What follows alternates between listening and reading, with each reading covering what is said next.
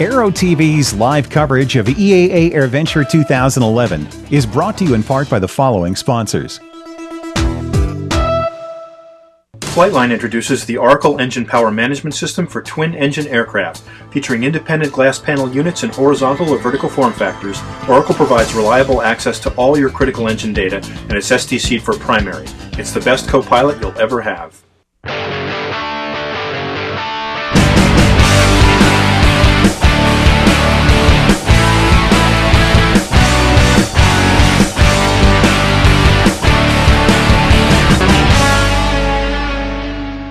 Aspen Avionics Evolution Synthetic Vision is the most versatile, flexible, affordable synthetic vision on the market. Advanced features include high-resolution terrain rendering, precision flight path marker symbology, predictive caution and warning messages for terrain and obstacles, and easy-to-see 3D traffic targets. User-configurable layouts allow you to put the information where you want, on the PFD, on the MFD, or both. Choose the Evolution layout that works best for you. Aspen Avionics, a new way to look at avionics. ANN's exciting Oshkosh 2011 coverage of the LSA and sport plane movement is made possible through a generous grant from Icon Aircraft. Setting a new standard for light sport aircraft, Icon designs and manufactures the innovative Icon A5 amphibious sport plane. Welcome to our final daily wrap-up program from AirVenture at Whitman Regional Airport in Oshkosh, Wisconsin on Aero TV. I'm Tom Patton, and I'm joined by my colleague, Paul Plack. Boeing's Dreamliner made its U.S. public debut at Oshkosh today, executing one low pass over the airfield before touching down on runway 36 left and making the turn at the intersection for ConocoPhillips Plaza, just 6,000 feet down the runway. Captain Mike Carrick told ANN that it's not every day that the Dreamliner lands at an airport like Whitman Field. It's just a tremendous honor to represent the Boeing company here today. These hundreds of thousands of people here at AirVenture 2011. To come in, we did the flyby and look at all those people, and we're representing the Boeing company, which we're very proud of. We designed the airplane to be quieter, so less community noise, things like that. We designed the airplane to burn less gas, so less carbon footprint as it flies through space. We designed it to be more comfortable for the passengers. It's got a 6,000-foot cabin instead of a normal 8,000-foot cabin. Carries twice the humidity in the airplane, so it's more comfortable for the passengers. The interiors our customers are putting on the airplanes are gorgeous. The airplane flew exactly like we thought it was going to fly. We made almost zero changes to the flight control laws and the way the airplane flew, and it just handles spectacularly well, especially in the failure modes that we worry about so much in flight test. So they're okay in service. The performance, we're meeting our performance goals. The flight deck actually exceeds its noise goal. So it's just quiet up in the front, just a headset off airplane. Well, the head-up display, the only performance advantage we have a low visibility takeoff system. So you can depart when the weather's a little bit worse than a normal airplane can. So that means the airline has a better shot of starting their day on time. And if you start your day on time, it doesn't roll all through the rest of the day and all the rest of your flights are delayed. That's the only credit we take for the head-up display. Otherwise, I think it's a great safety feature in the airplane because it allows the pilot to look out of the airplane and not look down inside. So today, very rare example of landing in Oshkosh, I'm flying the airplane through the HUD and I'm looking at all these guys out here flying around instead of looking down at my displays and not looking up to see the traffic. Now, it's a very rare thing because, we don't often land at Oshkosh in a 787 at an air show. The Dreamliner, the largest experimental aircraft on the ramp this week, was only able to stay for about a day. Excuse me, it departed about an hour ago at 6 p.m. local time, but may finally be coming soon to an airport near you. A group of well-known aviation companies held a news conference today at Oshkosh to announce the construction of a multifaceted aviation research and development laboratory located in San Marcos, Texas. The new facility, designated Redbird Skyport, is scheduled to open November 8th. The facility is the culmination of efforts of Redbird flight simulations and King schools and is supported by Gamma, AOPA, Cessna, Avemco, and other industry partners. Skyport will be a first step in developing solutions to the challenges of a shrinking pilot population, 80% student dropout rate, and the ever-increasing cost of flight training. The innovative aviation laboratory will include a full-service FBO, flight school, and aviation experience center. All aspects of the project will provide a test bed for innovative hardware, software, business processes, and ideas with the goal of revitalizing general aviation. Skyport will be an open laboratory where new ideas are fostered and innovative solutions are tested. Jerry Gregoire, who is chairman of the board of directors for Redbird Flight Simulations, commented, "We have committed to building an R&D facility in the form of a working, for-profit flight school at an airport in San Marcos, Texas. The work product of that institution will be available to and benefit everyone in the industry. And we and our development partners are looking forward with great anticipation to its opening in the fall of 2011. As a step toward fixing the problems with flight training, it's a drop in the bucket, but it is a start." Eclipse Aerospace said in a news release today that it sold 5 Total Eclipse twin-engine jet aircraft during the show this week. All 5 of these jets will be delivered to individual customers within 45 days. Eclipse Chairman and CEO Mason Holland said, quote, "Enthusiasm is really building for our Eclipse jet. With the return of the 41,000-foot certified service ceiling, interest here at AirVenture has really been overwhelming." Eclipse Aerospace will continue to deliver the limited edition Total Eclipse aircraft at a scheduled pace throughout the balance of this year. Aircraft delivery times from date of order are currently 45 to 60 days. Holland said, quote, "Earlier this week we announced that Eclipse is adding 75 new staff positions in all phases of the organization. Eclipse is giving a strong signal to the aviation markets that Eclipse is building momentum and continues to accelerate our business plan. The value of the sales is in the range of $10 million. Lopresti Speed Merchants announced today at Oshkosh that they have a unique approach to turning the Fury, which was designed to be a certified, mass-produced aircraft, back into a pile of parts for an eager kit market.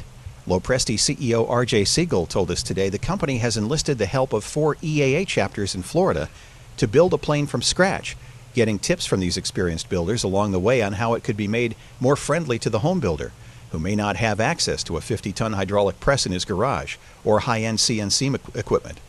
When that prototype is done, the working group, dubbed Fury Squadron, will get one of the first 3 completed kit planes for use in a flying club. Siegel says the tail is complete now.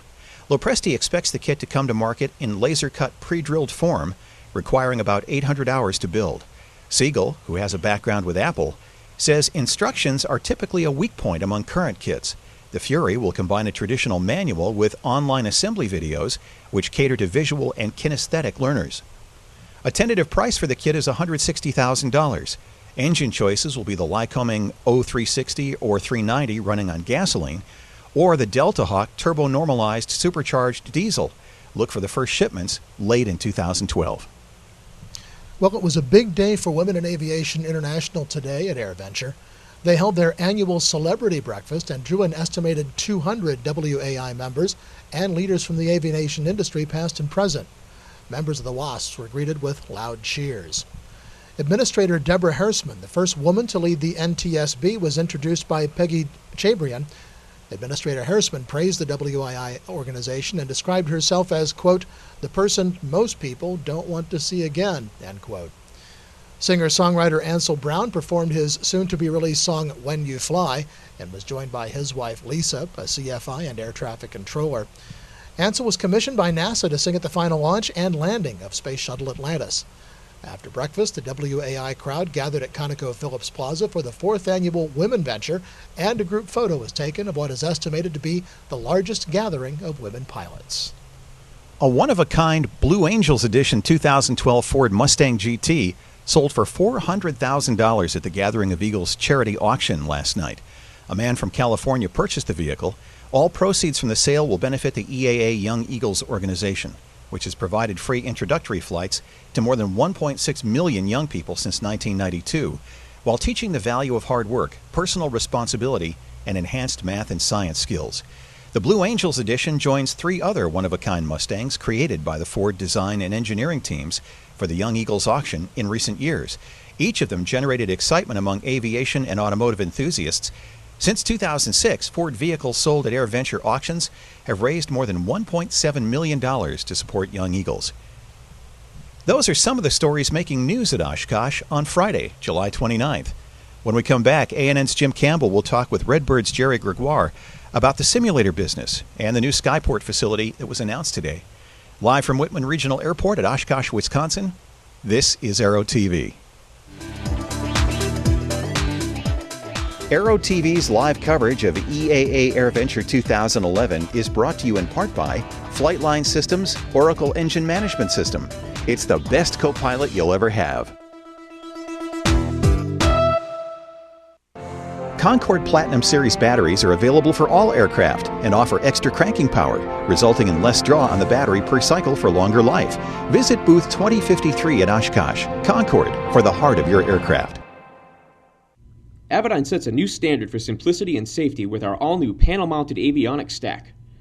The IFT 540 GPS Navcom features our award-winning FMS with an intuitive touchscreen user interface.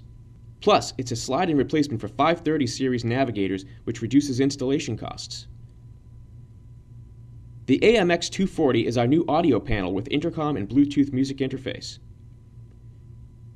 And our AXP 340 Mode S transponder with ADS-B out is a slide-in replacement for existing KT76A transponders. Add in our innovative DFC 90 series autopilot with flight envelope protection, and you've got the most capable and easy-to-use avionics stack any pilot could ever need. Now you have a choice in the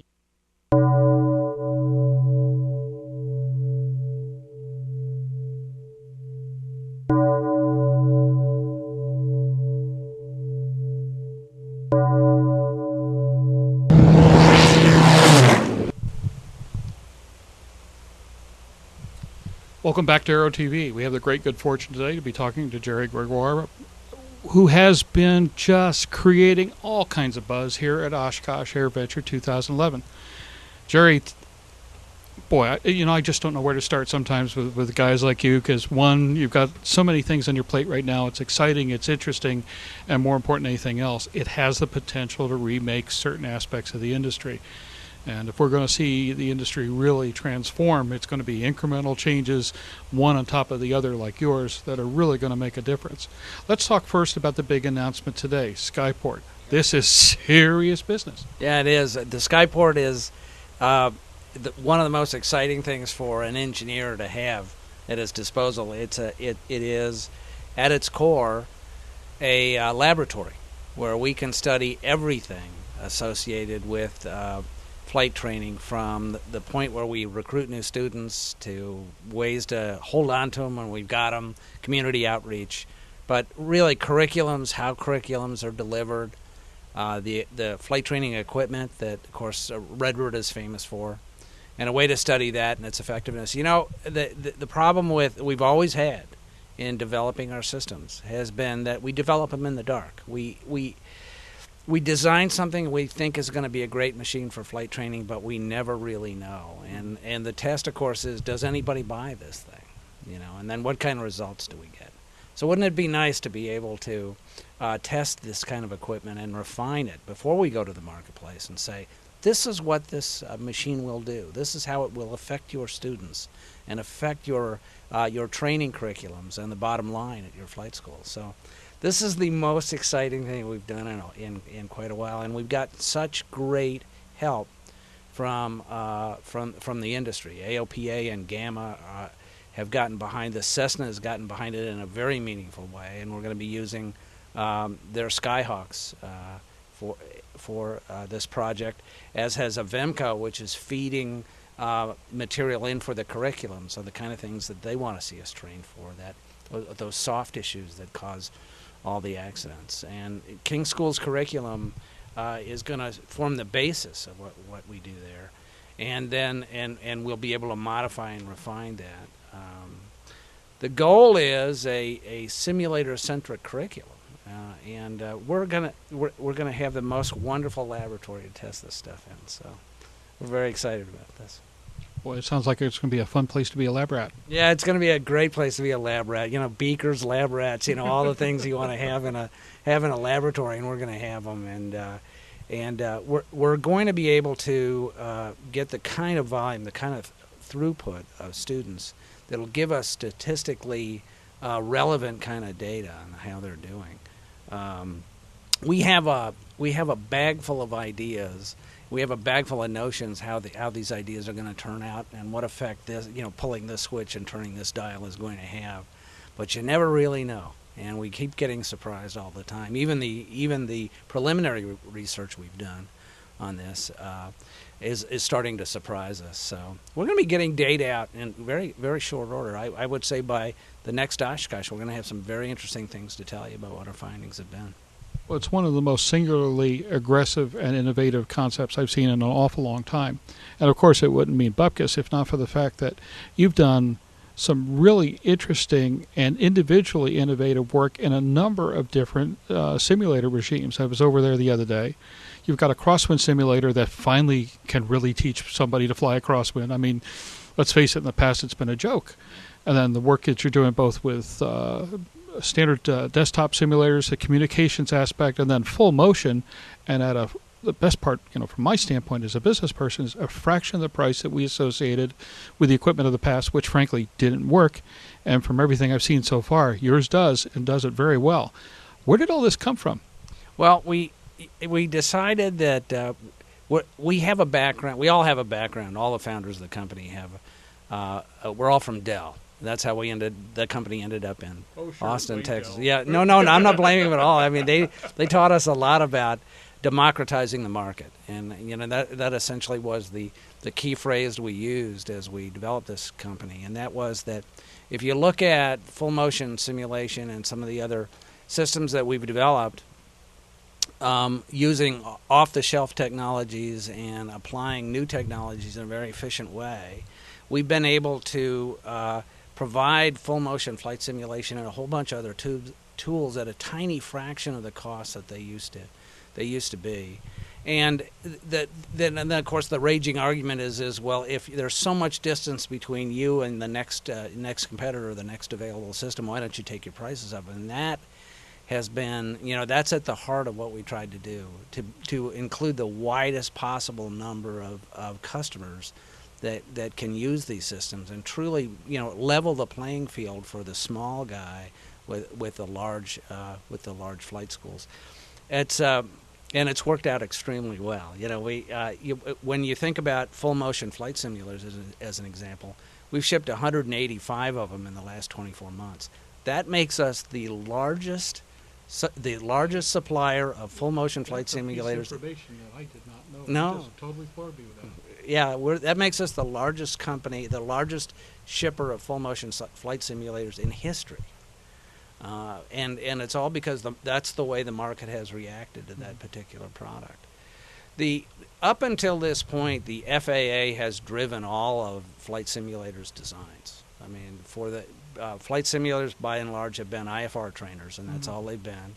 And you meet certain standards in the IFR certification manual there, and then you stop.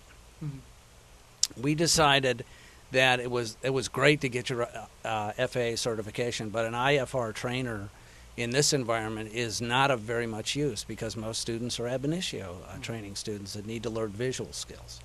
So we took that, we started with an IFR trainer and turned it into a VFR trainer with motion and with the wraparound visuals that allow these flight schools to use it to teach students things like entering a traffic pattern and turns around a point and spins and stalls and those kinds of things. And it's done much better in a simulator than in the airplane, especially when you're trying to get those skills up. One of the things that you and I talked about yesterday was just the economies of scale, for instance, just with crosswind landings. In the past, set up for a crosswind landing, do this, do that, go around the pattern, wait for somebody to taxi back, get out of the way, this, that, and the other. Their ground controller to have a better, give you better luck in getting off the ground to begin with, this, that, and the other. You're lucky to get a couple of landings in an hour.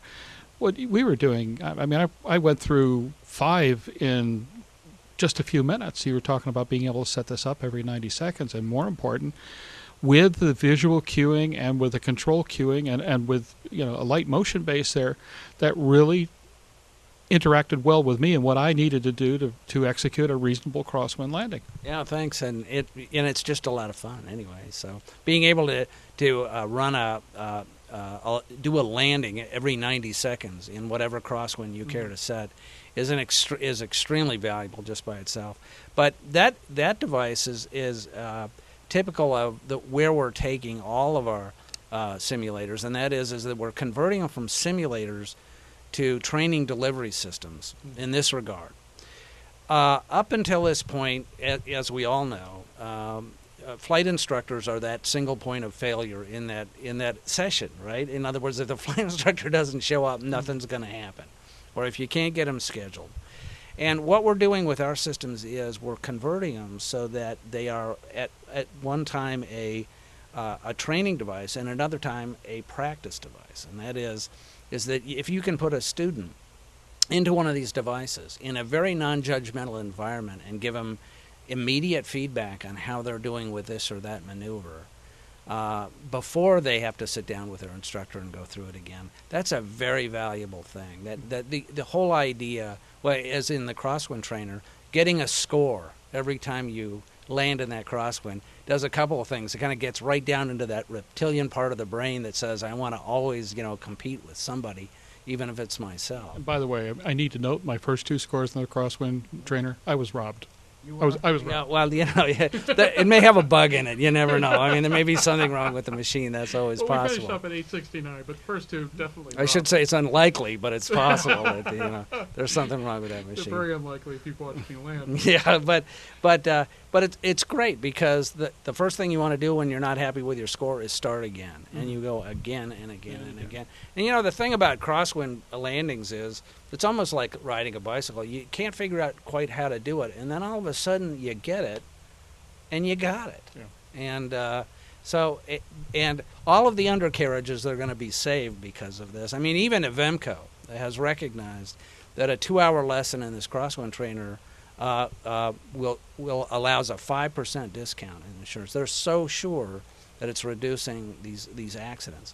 But I really like the with Parrot and with all of these other systems that we're doing, I like the idea of students climbing in all by themselves to practice, because that's where it's at. So that those systems and testing student-operated systems are going to be a big part of what goes on in the laboratory.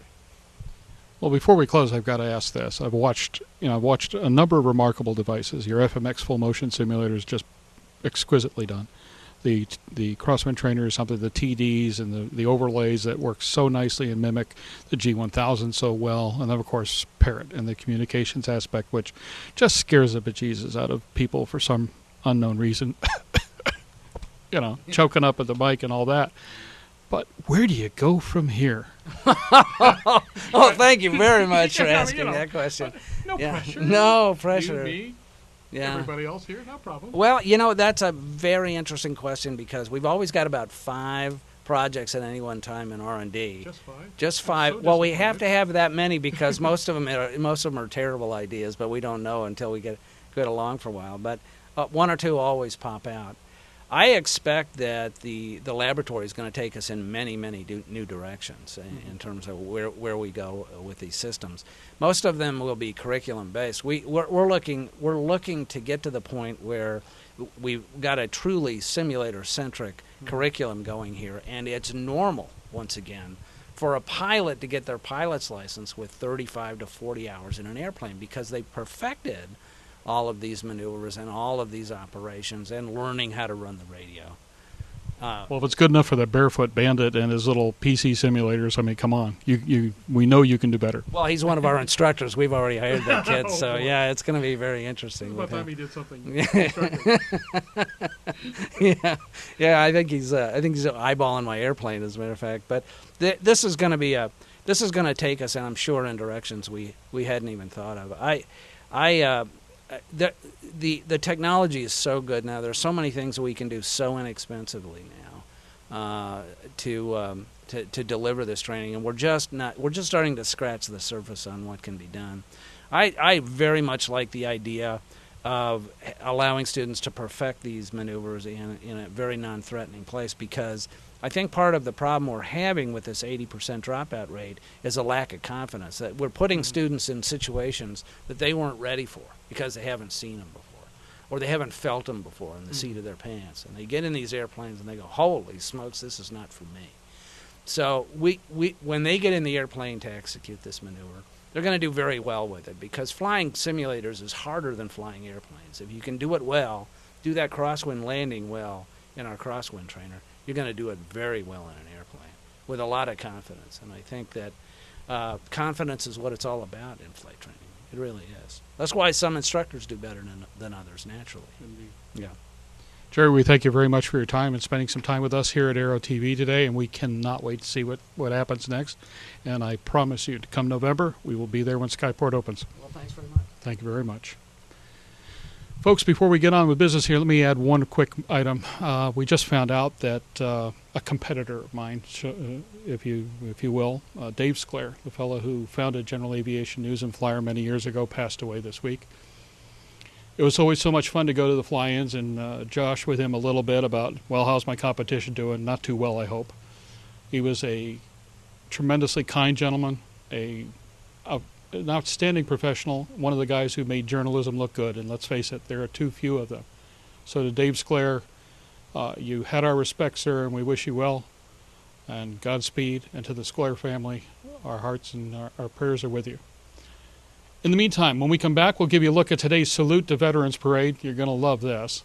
In the meantime, of course, you're watching Aero TV.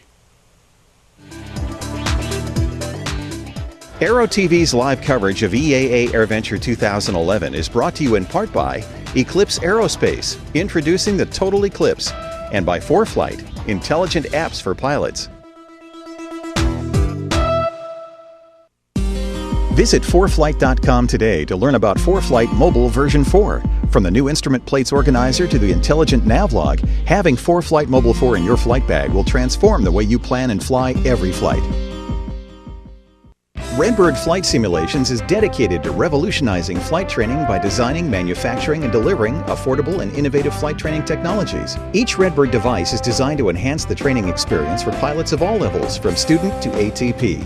Redbird is quickly becoming the industry standard for flight training. Since Redbird introduced its revolutionary FMX in 2007, colleges, universities, and flight training operations around the world have integrated Redbird products into their curriculum. It's time to discover what Redbird can do for you. Join the migration.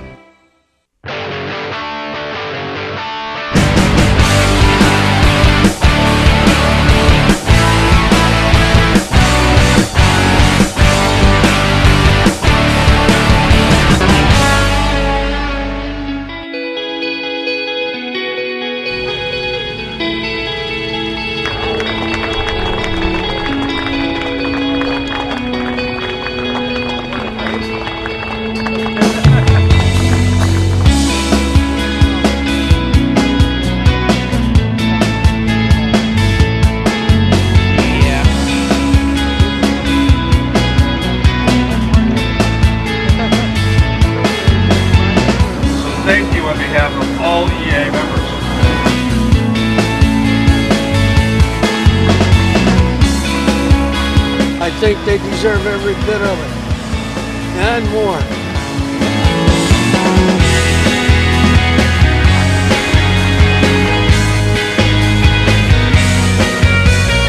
I look out here and I see the veterans, and I am proud of where I come from. I am proud of what you have done for our country.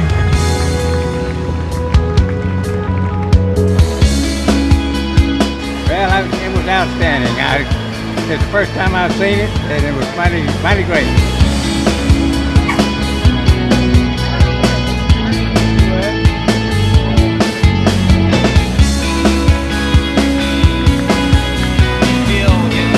Very proud. Very proud.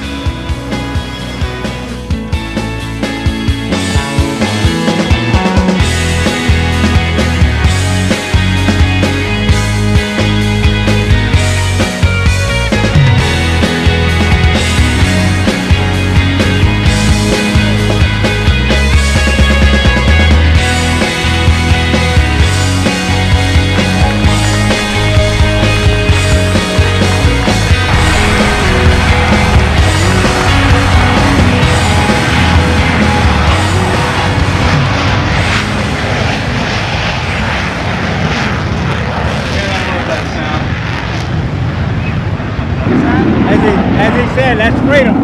Yeah.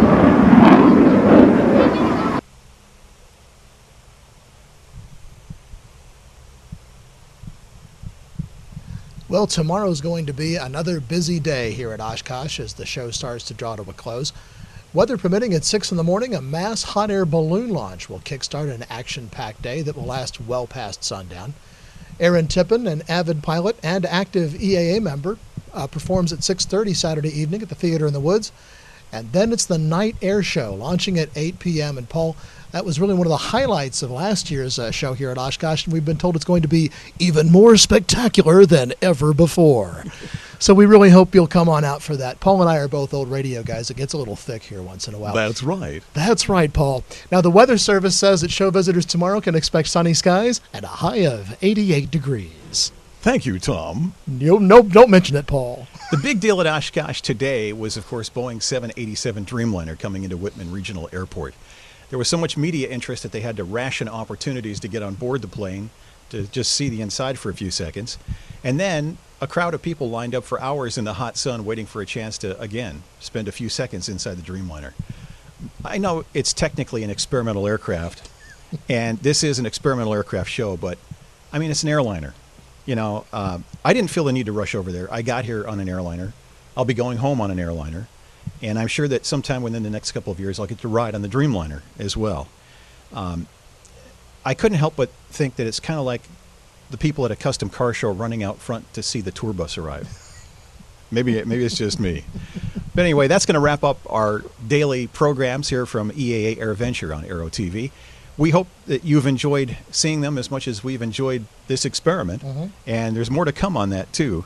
So come on down, enjoy the last couple of days of the show, and we appreciate your viewership. For Tom Patton, I'm Paul Plack. You're watching Aero TV. Have a clear and unlimited day.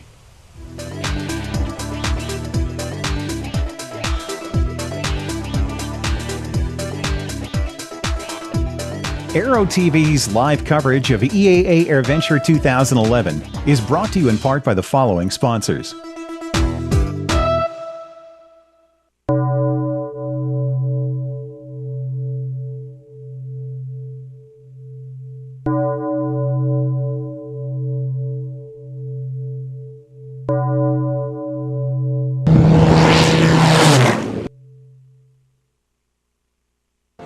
Concorde Platinum Series batteries are available for all aircraft and offer extra cranking power, resulting in less draw on the battery per cycle for longer life. Visit booth 2053 at Oshkosh. Concorde, for the heart of your aircraft. Flightline Systems introduces the Oracle Engine Power Management System.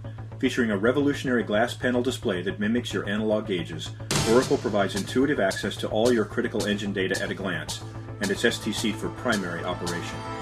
Oracle is also available for twin-engine aircraft, featuring independent glass panel units in horizontal or vertical form factors. New this year are versions for fixed-wing, turbine, and rotary-wing aircraft with a variety of display options. Oracle is the best co-pilot you'll ever have.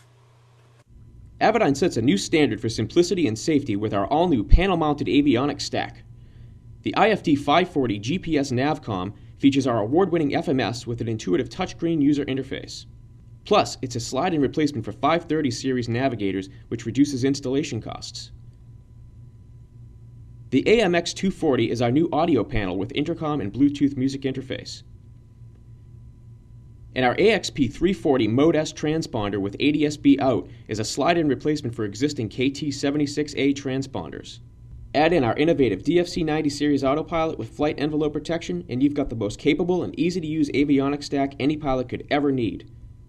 Now you have a choice in the ANN's exciting Oshkosh 2011 coverage of the LSA and sport plane movement is made possible through a generous grant from Icon Aircraft. Setting a new standard for light sport aircraft, Icon designs and manufactures the innovative Icon A5 amphibious sport plane. Aspen Avionics Evolution Synthetic Vision is the most versatile, flexible, affordable synthetic vision on the market. User configurable layouts allow you to put the information you want on the PFD, MFD, or both. Aspen Avionics, a new way to look at avionics. Redbird is quickly becoming the industry standard for flight training. Since Redbird introduced its revolutionary FMX in 2007, colleges, universities, and flight training operations around the world have integrated Redbird products into their curriculum. It's time to discover what Redbird can do for you. Join the migration. Visit 4flight.com today to learn about 4Flight Mobile version 4. From the new instrument plates organizer to the intelligent navlog, having 4Flight Mobile 4 in your flight bag will transform the way you plan and fly every flight.